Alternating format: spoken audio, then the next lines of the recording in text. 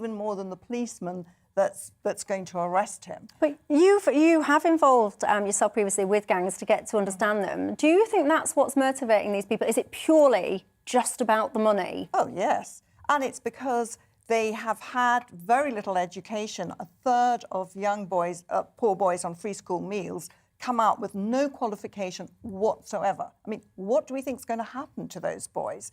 I mean, the only way, if they're competitive, ambitious, the only way they're going to get on in life is to take to crime. I mean, it's not just about the money. I mean, I've lived on a council estate for most of my life, and my book, Getting By, was all about living on a council estate in Nottingham. And the drugs trade there is a real industry. So it is about the money, but it's also about value.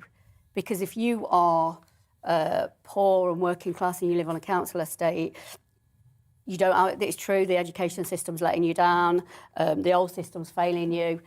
The way that you find value is through your community and usually what you're wearing and, what you can buy. Yeah. Now, if you've got people sort of driving around in brand new cars and, that's how society values you.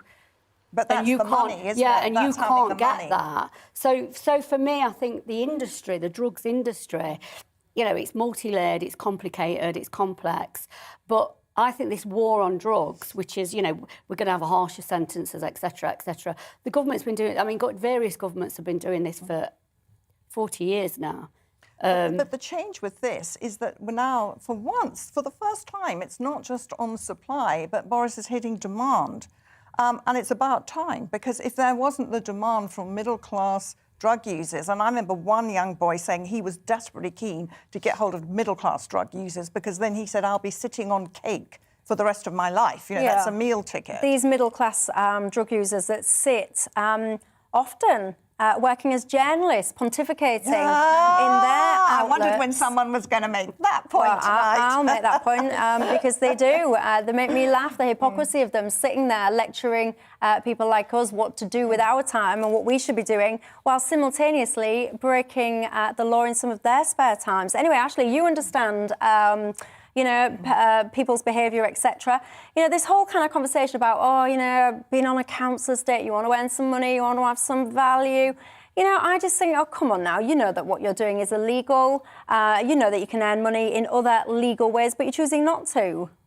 Yeah, well, I unfortunately, I would tend to agree that there's a well-known association between involvement in drugs and lack of mainstream opportunities, lack of substandard work is all you have access to. Like, why would you go work at Amazon if you can go make a ton of money by selling drugs? But everyone's not got access to substandard work, to quote you. I mean, the world is a big place. You can sit in your bedroom and you can work globally using social media and internet connections and all the rest of it. So you're not just restricted to your work opportunities that are on your doorstep. Yeah, but statistically, when you have fewer opportunities, you do see, otherwise you would see like the exact same numbers of people dealing drugs and having drug dependency in every class. You don't see that. It tends to be concentrated in the lower classes. But the thing is that this whole idea of the war on drugs, what it leaves at, and this, we'll have, we'll take away people's passports and we'll take away people's driver's licenses. I'm sorry, if like a jail sentence isn't enough of a deterrent, taking your driver's license away is not going to stop people. In fact, it's going to stop people from reintegrating into society when they actually want to. Let's say you do want to take advantage of those opportunities. You do want to, get a job, you want to go somewhere, get on your bike or whatever. Well, you have to get on your bike because you're not going to have a vehicle. So it actually just pushes people even further outside of society. But I think these deterrents were for users. That's the big change. It's not just suppliers, it's users. And I think, well, why doesn't Boris go further if he's serious about this? Because when he confiscates, and the police confiscate a drug dealer's phone, on that phone is a whole list of all his precious contacts, his middle-class contacts. But why not publish those? Why not, name and shame people? Because they won't. But I'll take this seriously, that this is not gimmicky and it's just not another, and we're clamping down on drugs.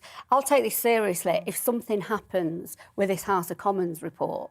Yeah. If something actually happens. What do you want to happen? Well, there's been, over the last, 20 years, there's been lots and lots of headlines about various different ministers and various different MPs and special advisors that have been in drugs parties and, you know, all sorts of parties and using Dealing even. Using and dealing. Now, it's very rare that anything actually happens to those stories. They don't really go anywhere. It's kind of like, oh, it's a rumour or whatever. So if this is a serious attempt to look at middle-class drug use, if they were serious, then I'm hoping that something's going to come out. But like what, though? What do you want them to do? Do you want them to do random drug tests on MPs or what? Well, I don't know, because that's what they say. That's what they sort of touting out about the rest of society, aren't they? That they're going to be hard on drugs. They're going to start drug testing. When you know, if you are arrested for anything, you will be drug tested, etc., etc.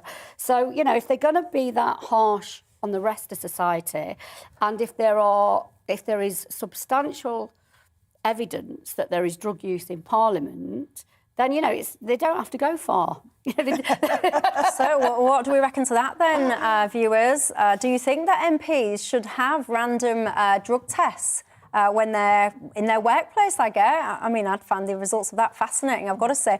But, you know, one of the points here, and I think we've just been touching on it there, is the shift in this strategy, because we go on these all of the time, don't we, these kind of war on drugs, etc.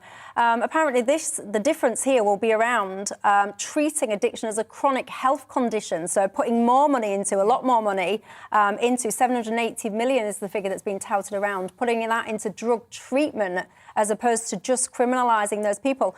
Many of you are writing in saying, well, why don't we decriminalise drugs then? And if you want to kind of, you know, the kids that you're talking about, the 14-year-olds, all the rest of it, if some of these drugs were legal and these 14-year-old kids wouldn't be dashing up and down the estates trying to sell them illegally, would they? Ashley, what's your thoughts in terms of treating this more as a health condition? These drugs, not the selling of it, obviously, the taking of it. So being a drug addict, what do you think about making that a health problem as opposed to a criminal problem? Well, it seems to me that they want to have it both ways with this new approach. You want to, you know, crack down and you have this tough kind of language, war on drugs and being tough on drugs and so on. And then you also want to have this medical kind of framing or this medical way of looking at things where actually it's a health issue and we should be kind and we should give people support and treatment. Well, you can't have it both ways, right? So if you want to make examples of people, you know, name and shame, as much as I would love to see some people get their comeuppance, you know, people who lecture us how to live and so on, well, look at, you know, and name and shame. I don't think that, you know, we all know that these are not the types of people that tend to suffer from policies. The people who get named and shamed are people who have promising futures, and then you take their future away from them. I mean, that's not a good thing. That's not a good thing for rehabilitation. I think we do need to pay attention to the fact that so many people now are dying from drug addiction, from drug toxicity. These are deaths of despair, and they're at an all-time high at the moment. And I think when you know, we're starting to play around with more social distancing measures and possibly, you know, countries are just going right into lockdowns, and you're isolating people, and that is the worst thing you could possibly do for someone with a substance abuse issue. And we've seen in the last few years, we've seen those numbers go up. And I think we need to think about that. That's the only good thing about framing it as a health issue, is that perhaps we can start focusing on the people that are dying instead of, you know, saying I'm going to be tough and so on and make an example of people. Do both. We should be doing both, because there's the addicts that should be looked after. I agree with you, but then there are the users, kind of middle class users who are inspiring all of this, who are fueling this drug taking. Yeah, what yours. But how do you differentiate between these two things, right? But what there is this middle class part of society that sit, and I mentioned journalists. It's not just journalists, of course, but they sit in their London expensive dinner parties. They'll probably be writing reports about things like gangs and knifing and all the rest of it. So unkind. That is the second dig. What's unkind about that? It's true. But I have to admit, I think they take drugs. I'm not talking about you. I'm not suggesting you're this was me sitting at dinner parties writing reports on drug gangs. Is this me? No, I would never. I'm not talking about anyone individually. What I'm talking about is there is a collection of people. They often work in public life. They often work in journalism. They do sit at their high-class dinner parties writing articles about drug gangs. They sit there pontificating laws about drugs while simultaneously taking drugs themselves. Of course, I'm not naming any names, and I'm certainly not putting you into that category, but let me just get some feedback from our viewers. People are saying, James is saying, is this a real attempt by the government to address this problem or just more words that will achieve nothing? Stu says, if you want to win the war on drugs, it's very simple. Decriminalise them. Remove the criminal element. Stu says it's not rocket science. Lee says this government, like all the others, have got no chance of fighting the drugs trade because drugs are available in prison. And now he says even looking likely in Parliament. Lots of you are basically saying about decriminalisation. Mike says there's no war against drugs and there never has been. Nothing will change until police take dealers off the streets and jail them. He says there's far too much tolerance for illegal recreational drug selling and taking in the UK. And I mean, lots of you are getting in contact. Dave says if the government is serious, then get compulsory drugs tests implemented immediately into Westminster. Well, there you go. Get in touch and let me know your thoughts on that. You can email gbviews@gbnews.uk. But we're going to take a quick break, and when we come back, we'll be looking at the world. How is it now? How did it used to be? Can you even remember how it used to be, or have we all become so used to a brand new normal? What's your thoughts on that? I'll see you in a couple of minutes. It's time to remind ourselves there's always another winter. Canary Islands sponsors the weather. Hello again. The next 24 hours sees significant changes take place with our weather. Initially, calm and chilly overnight, but then Storm Barra arrives on Tuesday morning, bringing a spell of disruptive wind and hill snow in some places. Any showers through the evening dying away, many places turning clearer and winds dying down. Under those clear skies with lighter winds, a widespread frost forms across central, northern and eastern parts of the UK. Temperatures in towns and cities down to -1 Celsius, in the countryside even lower than that.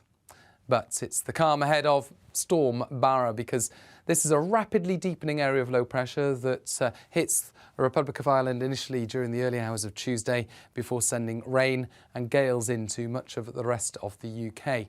So soon enough it turns wet and windy across Wales, southwest England and Northern Ireland. Some hill snowfall, western hills of Northern Ireland as well. That rain and wind move east through the day, followed by blustery showers, and the wind's really picking up. 70 to 80 mile per hour wind gusts in exposed western and eastern parts of the UK, 60 mile per hour wind gusts inland. But as well as the heavy rain and the strong wind, we're going to see a spell of hill snow. Northern England, much of central and southern Scotland, wet snow down to lower levels, but disruptive snow over the hills, blizzards and drifting of snow likely, and over some of the higher routes, 2 to 5 centimetres, and some of the higher spots of Northern England and central southern Scotland, seeing 20 centimetres of snow building up. That's all followed by blustery showers, and Wednesday is another very unsettled day with Barra still centred over the UK. It is filling, so the wind's not quite as strong, but still the potential for gales around South Wales and southwest England, 65 mile per hour wind gusts accompanied by blustery showers. Many places seeing those showers come and go through Wednesday. Further showers, mainly in the east on Thursday, with brighter skies arriving in the west. Canary Islands sponsors the weather.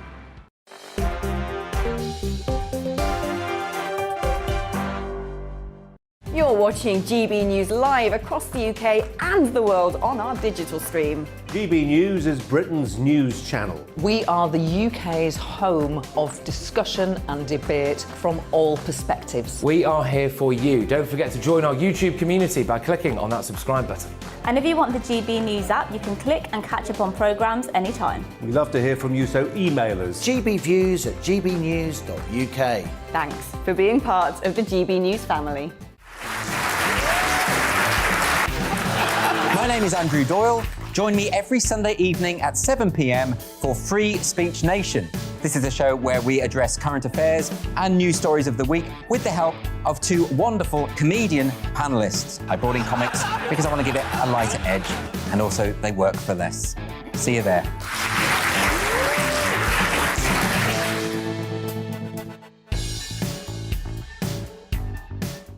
Join my show Farage, 7 p.m. till 8 p.m. Monday through Thursday, and there you will get opinion, analysis, debate, and I'll cover stories that nobody else dares to touch. And then for the last 15 minutes, talking pints. We're over a drink. We have a civilised conversation with someone. We very often disagree, but we do it in a grown-up way. Come and join me on Farage.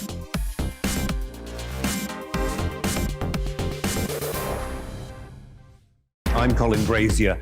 I've reported from more than 70 countries around the world, covered wars from Afghanistan to Iraq, from Lebanon to the Balkans. I'm trying to bring that experience, that feel for events, to the studio.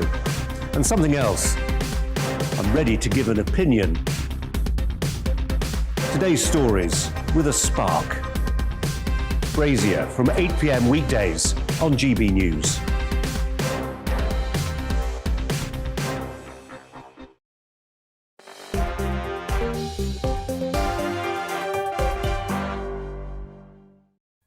Hello there, welcome back to Dewbs & Co. Lots of you have been emailing throughout that break saying that you would quite welcome the idea of random drugs testing of MPs. Boris Johnson, if you're listening, there you go. It's a good policy idea for you. You can have that one for free.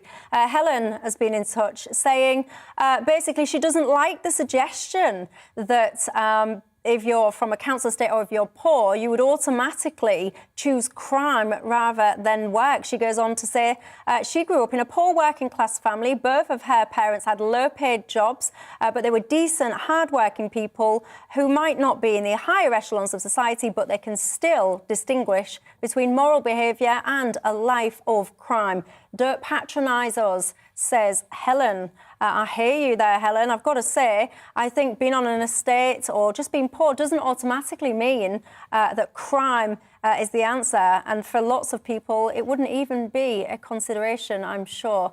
Anyway, let's move on. New figures from the Office of National Statistics have found that more adults than ever before think that life will never return to the so-called normal of the pre-COVID world.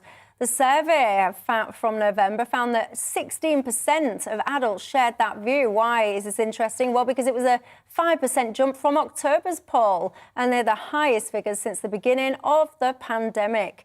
Will life ever get back to as it was before? And by the way, should it? Lisa? I think that's what I was going to say is... Have I nicked your line? No. Oh, good, no, good. you don't nicked it. That's what I was going to think. Do we really want it to go back to how it was? If you think pre-2019, you know, there were some pretty bad things happening before the pandemic. Now, I'm not saying that we want to keep how it is. Most people who you speak to now, in fact, all people have had enough of this. They've really, you know, they're sick of it. They want an end to it and they want to go on and live their life. But I think what this report is really tapping into is that lack of hope. And I think the last, you know, what we were talking about before with the sort of drugs situation in the UK, is this hopelessness.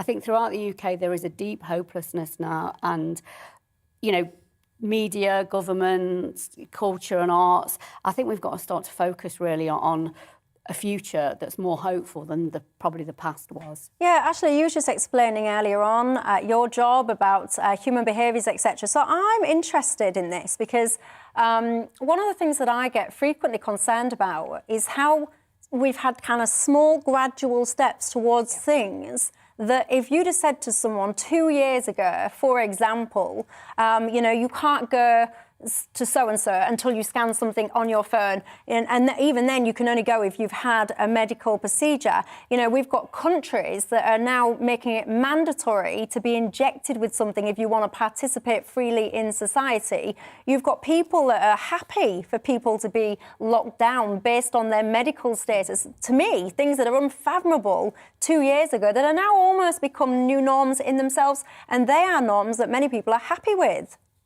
Yeah, I think, you know, a lot of people will make comparisons to the 20th century, and it's really overstated, you know, of the horrors of the 20th century. But I think if we're even going like a few steps down a path that led us to that, you know, like dehumanizing people, shaming people, separating people from society, scapegoating. You know, I was reading what people in the streets in Austria were saying. They were saying, oh, we'd be out of this if it weren't for these people. I can't understand them. They're basically animals. Like, I mean, if we're going down that path that led us to some pretty bad places in the past, I think that's enough for us to turn around and go back, personally. Yeah, I mean, I don't think there's an if about it. I think we are going down that path. I think that I'm seeing more and more headlines that are pitting the vaccinated against the unvaccinated and basically saying, you know, dear clean vaccinated people, all your woes are because of these dirty unvaccinated people. And I do think it's a very slippery slope. And Harry, it's not even just about that for me. It's just about the way life has changed.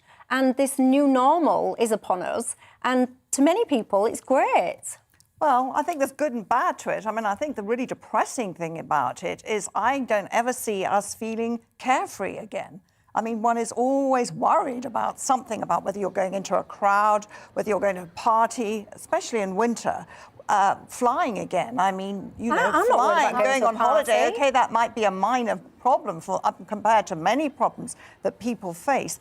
But the idea of just getting on a plane and going somewhere and enjoying yourself, that kind of carefree happiness, I think has gone. Do you know what I read the other day? Well, actually, it was early today. I read something really depressing about children, small children, toddlers, being on trains and being on buses, pointing out that people are not wearing masks. And they were sort of saying, you know, mummy, that man's not wearing a mask. And I thought that's very depressing. That is really, really depressing that small children have had the whole life experience with people behind masks. I thought that's very, very worrying. Actually. But my little boy was born during this pandemic. And this is why I've got a lot of resentment, I think is the word, because I can see that my little boy's development is hindered. It is hindered. His speech is kind of, because he has this world where people are concealing their face. He can't see kind of proper interactions between people, and I resent it. And his nursery has a sign on the wall that says wearing a mask is kindness. So then I think, are you trying to teach my kid that if someone comes in here, they've got an exemption or whatever, then they're just not a kind person? Well, I resent it. I don't agree actually with that, because I think, for instance, people who work in shops, who I have so much respect for. I mean, through the first lockdown, they stayed. I mean, GPs you didn't see, teachers you didn't see, but people who work in shops were there, and there day after day were there for us. And I think it is merely a politeness to wear a mask when you go in the shop, because I want to protect them and I appreciate what they've done for us. So, yes, I think that is being kind. It's me being polite and kind to the shop worker. I don't see what's wrong with that. My husband's a pizza delivery driver. And he had to work, obviously, the whole way through to bring, you know, food to people. He also does, like, Uber Eats and that kind of thing. And, yeah, he actually appreciates when people don't wear a mask and actually share this kind of humanity with him sometimes. And something happened to me very early on in the pandemic. This older man, I was in the shop with my 5-year-old daughter, 4-year-old at the time, and he came up to me and he took his mask off and he goes down to my daughter's level and he gives her £1 and he says, "You buy whatever candy you want with this or whatever sweets you want with this." And I just thought that was the most humane moment, you know, that supposedly this person we're all trying to protect, he then, you know, breaks this rule. Choice. Exactly. That's his choice. Yeah. And I respect whatever choice, what a shop wants to do, what shop workers want to do, is their choice. And I will do what they want to do. When it's not there, and this is where I think, this is where I'm coming from. I think, what if it's not your choice? What if your choice is to not wear a mask or you don't, you know, I've got asthma. If I wear a mask for more than 10 minutes, I literally can't breathe. Well, that's different. That's a medical thing. But it is. But, you know, if we all think that wearing a mask or staying 2 meters distance from someone or being locked in your house or, you know, whatever it is this week, if that is the way that you're kind and you can't do that, because, you know, if you've got, I know people whose mental health has deteriorated over the last 2 years. Hugely, yeah. Them staying away from people at the moment is extremely dangerous for them. But that's, again, I mean, my parents are, my father's 97, my mother's 95. I mean, their choice is that they want to see their family. They don't, all through lockdown, they wanted to see us. But that is their choice. I tried to be as careful as I could to keep them alive. Because after all, I mean, you're talking about being kind or not kind, whatever. We're talking about life and death here. For some people, it is a death sentence. And I think that is what we have to keep clear in our heads. Well, I just want to understand what you're saying. You think that if someone doesn't wear a mask, then for some people that's a death sentence? I think that if some people, like my 97-year-old father, yes. I mean, if someone comes...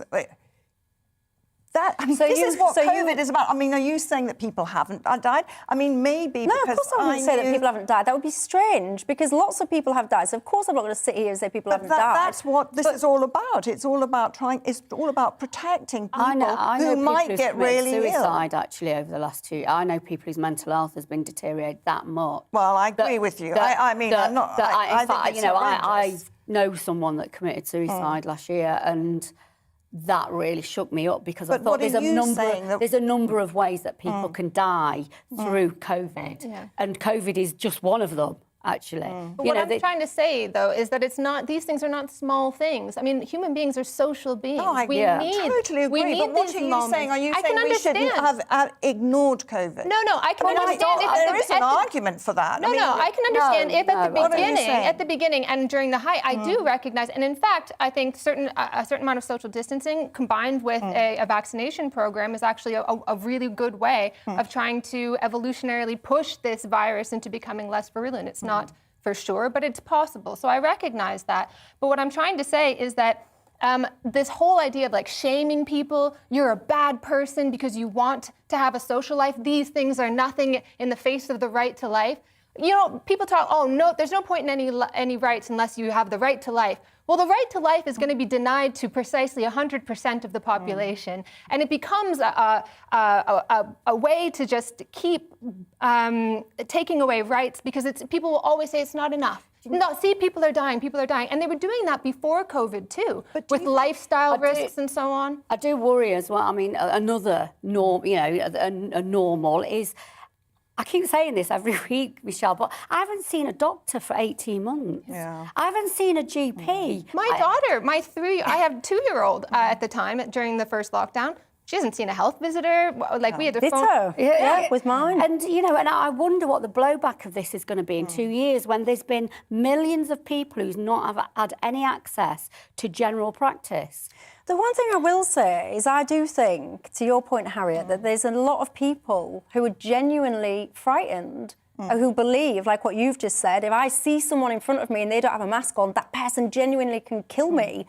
I do believe that there are some people that throughout this have gotten genuinely afraid. And it's not for me to criticise or mock or undermine those people because if they've got a genuine fear, then I actually feel sorry for them. I do. I think that if you're that afraid, how would you leave your house? If you're old, if you've got underlying medical health conditions, then, I mean, I don't see that's sort of unusual, that you should be afraid. I think it's awful that people are really afraid. I do. I think it's awful that they're afraid. Are you saying they shouldn't be afraid?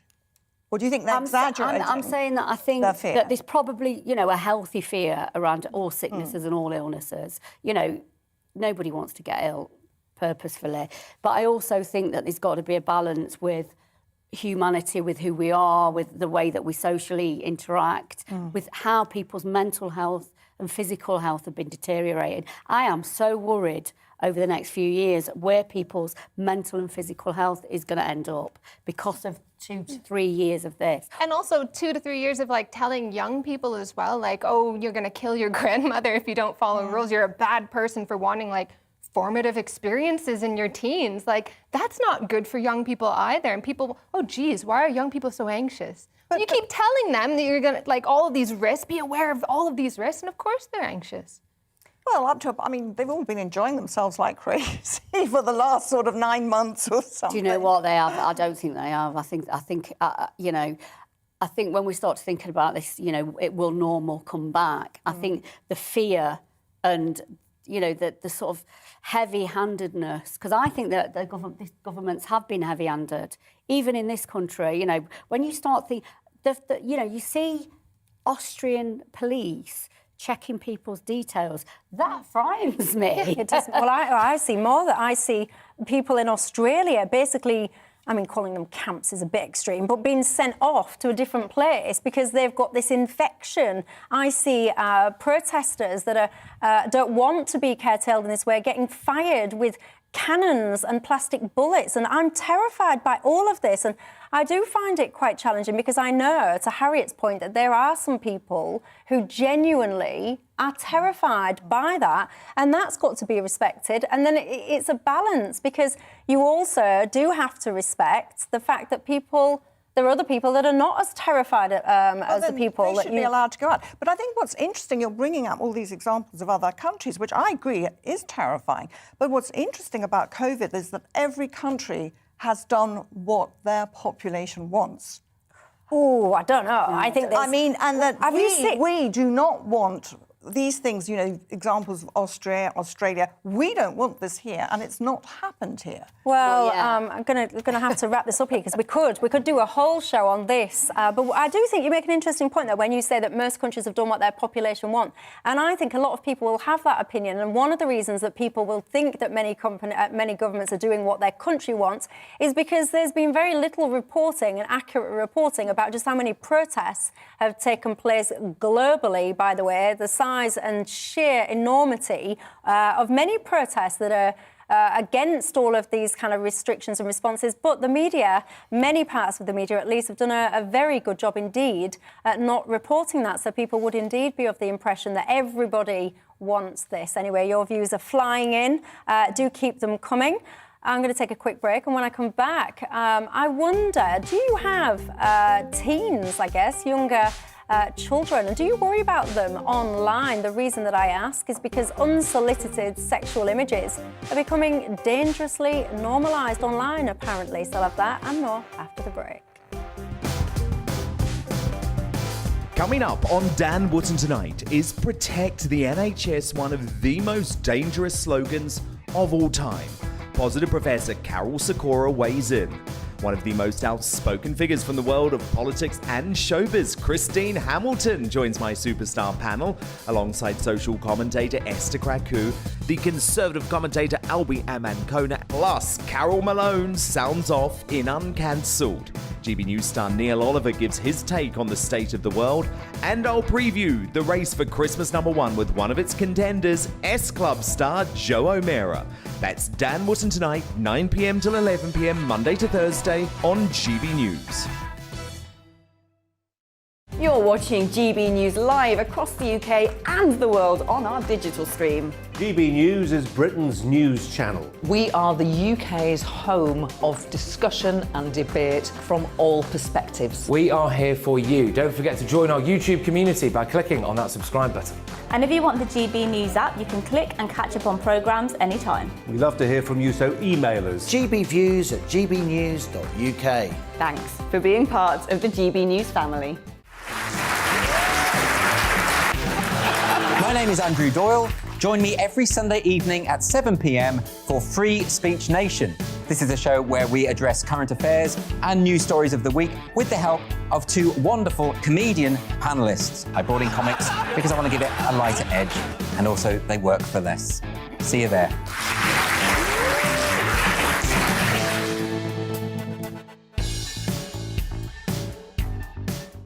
Join my show Farage, 7 p.m. till 8 p.m. Monday through Thursday, and there you will get opinion, analysis, debate, and I'll cover stories that nobody else dares to touch. And then for the last 15 minutes, Talking Pints. We're over a drink. We have a civilised conversation with someone. We very often disagree, but we do it in a grown-up way. Come and join me on Farage.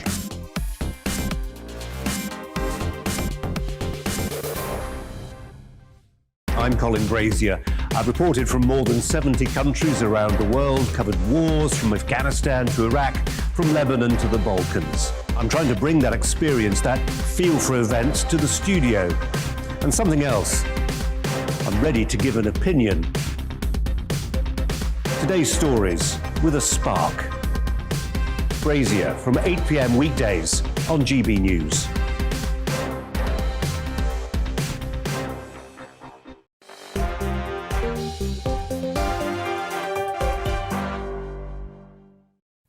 Hello there, welcome back to Dewbs and Co. I mean, I have to say that last topic has got you all talking, lots of you emailing in and quite divided on it, I must say. Some of you are still afraid and don't really want things to go back to normal, and lots of you have had enough and want it to go back to normal. And Owen has contacted us, and I have to say this one sentence sums up a lot for me. Owen says, fear will not keep you alive, but it will stop you living. Have to agree with you there, Owen, I do. Graham has been in touch and said, Dear Michelle, we've become addicted to your programme. It's now part of our evening's entertainment. How sad is that? He says. Well, Graham, that's not sad at all. That's amazing. You said that you recommend us to your friends. Well, we appreciate that, and it's not sad. It's great. You should celebrate that. That's what I say. My mum's addicted to the programme as well. She watches it all the time, so hello to my mum. 3 in 4 girls have been sent unsolicited sexual images, according to a new report. More than 50% of boys and girls who receive unwanted sexual content online did nothing about it. 25% of them told a friend, just 2% reported it to school authorities, and 5% to their parents. 17% reported it to social media companies. Now, we talk often, don't we, about young people and being online and how safe is it to be online. Ashley, I mean, I do find it a little bit peculiar, I've got to say, why a random grown man would send an unsolicited picture to a girl that they don't know, who hasn't requested this image. I get them sometimes, so that's that when I say get in touch and tell me what's on your mind, I do have to admit that I get a certain group of people sending me random pictures to the GB Views email box. Don't give people ideas. What drives that kind of behaviour, and how can we keep young girls in particular safe from this stuff? Yeah, I think, unfortunately, it's a logical outcome of making so many of our real life interactions so problematic. So, you know, how to approach somebody. You don't really approach somebody out of the blue anymore. I mean, I think when I was younger, a long time ago, you know, most of my relationships were started by somebody catcalling me in the street. And that's how I would, oh, hello, and I'd go and meet somebody that way. Now you wouldn't do that. Now that is actually considered quite threatening. And so online, there's this idea that you can vet people beforehand, that it's supposed to be much safer. And so you push so many of our interactions online, especially, of course, with lockdown. You know, people are going to continue to have sexual relationships, and those relationships did go online. Yeah, but 12-year-old girls. That's part of it. Now, older teenagers will carry on sexual relationships, and unfortunately, that can go terribly wrong. In terms of younger people, that's a completely different issue, I think. I think it needs, you know, social media companies and websites need to do a better vetting process of people's ages. Unfortunately, it's a massive issue. Yeah, and Lisa, what about, maybe I'm a little bit old-fashioned, but I think what are parents doing in this scenario? Because if my 12-year-old had a telephone, I would be checking. What is he up to? I think it's, you know what, I am so glad I don't have a teenager now. True. Because I don't know how I would cope with it. I don't know, because the internet now, you know, it's more than just something that you do in your life. It's almost all your life. So, you know, and young people are on it all the time. They know they've got much more knowledge about it than I have. It would really worry me, actually, having a young girl. But would you check your young teenager's phone? I wouldn't want to. I wouldn't want to, because I remember being a kid and having a diary. And the thought that of my mum, I mean, she did actually used to read it, but the thought that but she did use, you know, I wouldn't want to invade someone's privacy. But I just wanted to say, I don't know, perhaps it's just where I used to live, but we used to get a lot of blokes in Max. Did you know? We did too. Who used to do lots of flashing. Yes. You know, these people who were sort of doing online flashing, are they the same old, you know, dirty old men that we've always had? But they've just got a new way to do it. But I think you raise an interesting point there about privacy, because, you know, I would want to give my child some privacy, but the difference to me anyway about a diary versus your online activity is no one can hurt you through your diary. If someone's, I don't know, no one's going to be grooming you via a paper diary, but they could be via your Instagram account or anything like that? Well, I mean, my children are, in their 20s, so thank goodness I've missed out on this. But I was really shocked to discover what is going on with 12, 13-year-olds, and this is boys as well as girls, and that boys are getting their first, 9 or 10, they're getting their first idea of sex from watching hard porn, bestiality. That is their first idea of sex. And so they are then apparently sort of trying out these ideas on these poor girls. And the girls are put in this dreadful position where if you're a girl, you fall in love with a boy, then you might have a little fumble and a kiss, and the next day it's all over social media. I mean, I think it is horrific what is going on with our 14 and 15-year-olds. And I don't know what the answer is. I mean, I actually am beginning to think that social media is actually like alcohol and drugs, that perhaps you should only have full access to the internet when you've got to a certain age. Because there is so much damage is being done to these young people.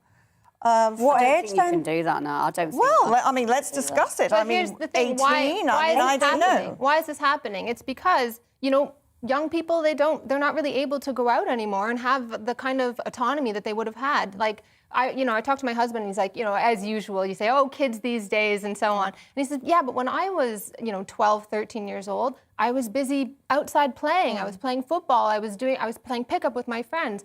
Now, I mean, we're afraid of like stranger danger. We're afraid to let our kids go out. Obviously, recently you couldn't. It wasn't even allowed to go out. And so your life moved online. And parents, you can't do right here because you can monitor their use, but you can't monitor it all the time. Well, I think it's even more and dangerous then you're a helicopter, online. And you're a helicopter you've got parent, this false sense of security as a parent that your child's upstairs in their bedroom. But what is happening?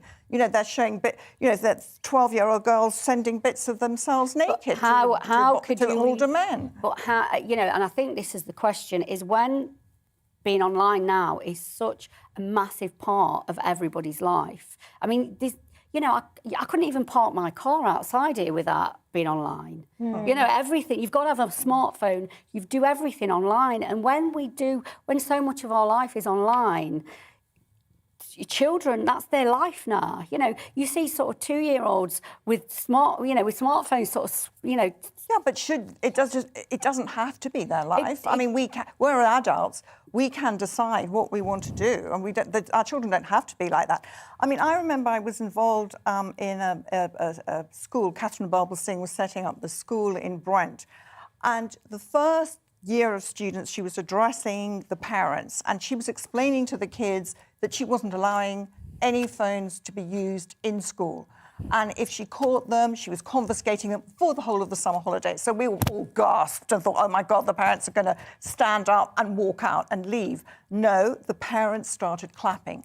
They were so relieved that someone was helping them take a stand, because every child was saying, oh, why won't you let me use it? All my friends are. And finally, an adult was saying, no, this has to be used. But also, I've got to say, we're going to move on in a second, but I do wonder what drives some of these new apps? Like, why are companies setting up apps where you can message and then with a nanosecond, the message is all gone and there's no trace? And what possible reason would you have to communicate with someone and then within a nanosecond, that kind of audit trail has gone? It's very bizarre to me. Anyway, I want to just show one last thing before I do close for the night. I saw this and it just made me chuckle, quite frankly. What's your thoughts on statues, like monuments to you? Would you want one of those? Would you be quite proud and happy if someone did a statue of you to recognise some of your achievements? What then if I said that statue was not like any other? It wasn't, I don't know, out of bronze or gold or anything, but it was made from drain pipes. Yes. You heard me right. This is an interesting statue, I've got to say. It's for Tyson Fury. It's been made out of drain pipes, apparently, to reflect the essence of the punch, which, according to the artist, is a key moment in boxing. You don't say the essence of the punch is a key moment in boxing. Ladies, what's your thoughts? Would you like a drain pipe statue? Yeah, I like it. Would you? I like it. I love Tyson Fury and I love the statue. I like the statue, yeah. I think, I bet people in Morecambe will laugh when they see that. I bet it cheers them up. It's a punch. It is a punch. Ashley, a drain pipe statue, yes, no? No, very I would quickly? like a statue made of pure gold. I think that's... I know, I'm a bit like that, actually, yes. So if anyone's watching and wants to make a statue for me, I'm like, Ashley, I'll have a gold one, if you don't mind. Delivered to my doorstep. Yes, well, there you go. Your husband's a delivery. A piece he could deliver it with one of his pizzas. There you go. I've sorted it all out. Right, that is it. That is all we have got time for tonight. We shall be back exactly the same time tomorrow at 6 o'clock until 7 o'clock. But for now, Harriet, Ashley, Lisa, thank you for your company. And thank you as well for yours. Anything you want us to be talking about on this show, do get in touch. And in the meantime, have yourselves a very good evening, and I'll see you tomorrow. It's time to remind ourselves there's always another winter. Canary Islands sponsors the weather. Hello again. The next 24 hours sees significant changes take place with our weather. Initially, calm and chilly overnight, but then Storm Barra arrives on Tuesday morning, bringing a spell of disruptive wind and hill snow in some places. Any showers through the evening dying away, many places turning clearer and winds dying down. Under those clear skies with lighter winds, a widespread frost forms across central, northern and eastern parts of the UK. Temperatures in towns and cities down to -1 Celsius, in the countryside even lower than that. But it's the calm ahead of Storm Barra, because this is a rapidly deepening area of low pressure that